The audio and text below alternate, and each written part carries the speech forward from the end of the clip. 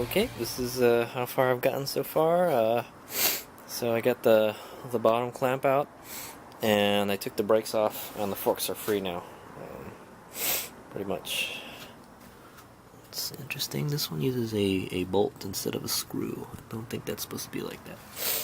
I might just change it with the other one. So here's the other bearing. Still in good shape. I wiped down the races on the races are still good. I think you need some kind of tool to press the races in or take them out too. So, but yeah, they look good. It's the upper one, and that's the bottom one. The bottom one looks like it's got some marks all over it, but it's still smooth. No biggie. So let's go compare the old one to the new one. It's pretty good shape.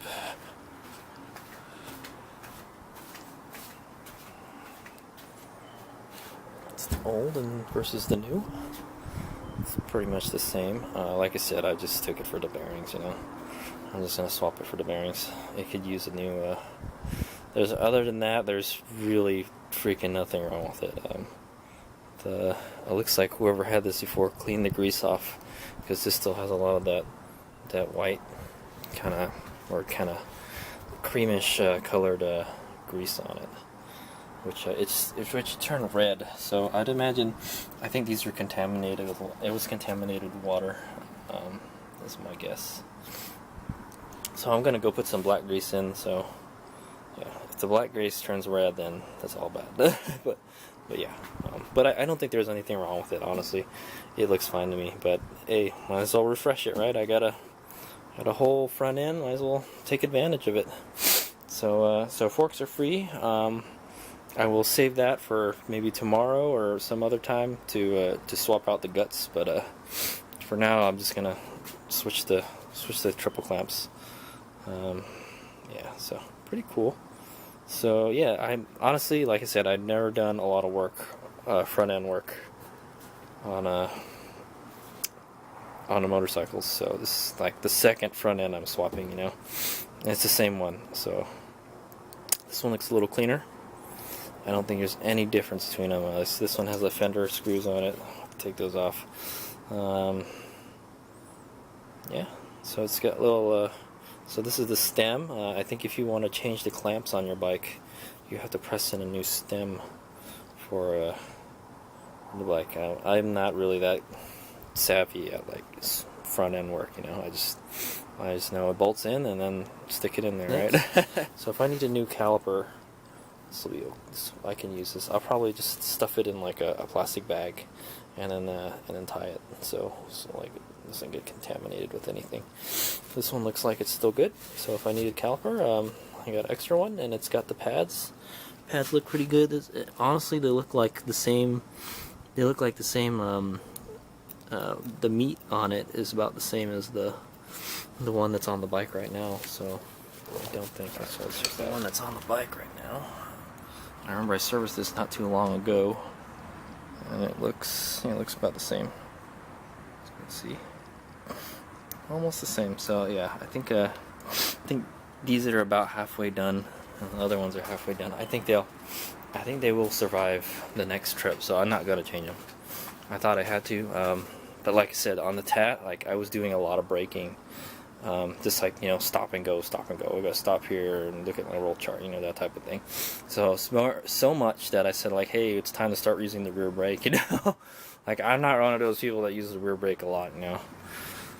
So yeah, so got the spare brake, and so what I'm gonna do is clean this up a little bit. I'm pretty sure this guy had it sitting in his like backyard or something for a little while, so just gonna clean up just, you know, some of the old grease around there, and then put some new grease, and then slap it up to my unicycle here, my BDR 650 unicycle. You can see it is a unicycle.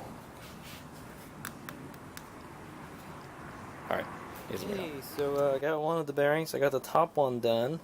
I was surprised how much grease I was able to get in there. So what I did is I wore some gloves for one thing. My hands were still greasy, but I just stuck my finger in this grease here. I've had this can of grease for like 10 years now or something. This Valvoline Multi-Lube Lithium EP grease. So I don't know if it's a good grease. It should be good enough. It's automotive grade. There's like a hair in it. Yeah, so basically I stuck my finger in it, and then I packed it. Like, I would dab it on the front and then, like, go like this, and it would force all the grease through that little, through the little gap in there between the bearing and the inner race. And like, I bet you if I rotate the bearing a little bit, it'll start like puking the grease out. So I think it's okay. I was gonna do it until it came out the bottom, but maybe that's too much, But I was surprised how much came in there. So I guess from the factory they don't put a lot of grease. There's a lot of grease, like there's a lot of excess grease, grease that's not really doing anything. It's just kind of there. See, from the factory. So they don't grease it too well from the factory, like the rumors I've heard. So I have to go do this one next. I've already kind of cleaned it off a little bit, and then I'll just pack that until it's got a good amount of grease in there, and then should be good to go. Like, hey, if that lasted 30,000 miles, without it going bad, I guess this will last even longer if I pack it with grease, If you're wondering how I'm doing this, I'll give you a demonstration. Since the bearing kind of holds itself up, I can do this. I can do it with one hand.